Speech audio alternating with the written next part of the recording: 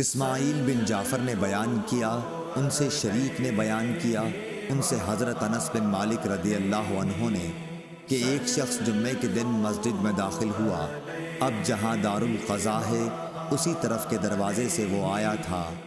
رسول اللہ صلی اللہ علیہ وسلم کھڑے ہوئے خطبہ دے رہے تھے۔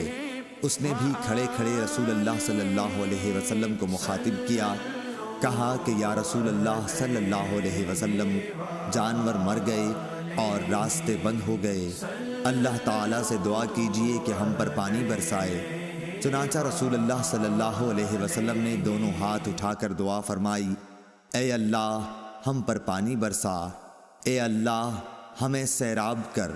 انس رضی اللہ عنہ نے کہا، خدا کی قسم آسمان پر بادل کا کہیں نشان بھی نہ تھا اور ہمارے اور صلا پہاڑ کے بیچ میں مکانات بھی نہیں تھے۔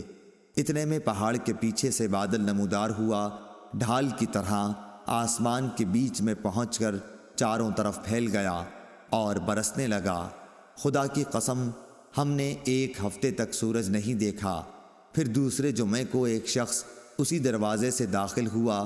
رسول اللہ صلی اللہ علیہ وسلم کھڑے خطبہ دے رہے تھے، اس لیے اس نے کھڑے کھڑے کہا، یا رسول اللہ صلی اللہ علیہ وسلم، کثرت بارش سے جانور تباہ ہو گئے اور راستے بند ہو گئے، اللہ تعالیٰ سے دعا کیجئے کہ بارش بند ہو جائے۔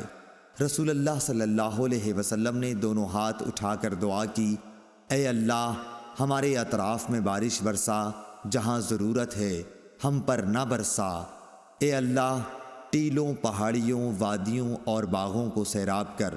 چنانچہ بارش کا سلسلہ بند ہو گیا اور ہم باہر آئے تو دھوپ نکل چکی تھی۔ شریک نے بیان کیا کہ میں نے انس بن مالک رضی اللہ عنہ سے دریافت کیا کہ کیا یہ پہلا ہی شخص تھا؟ انہوں نے جواب دیا، مجھے معلوم نہیں۔ صحیح بخاری حدیث نمبر 1014۔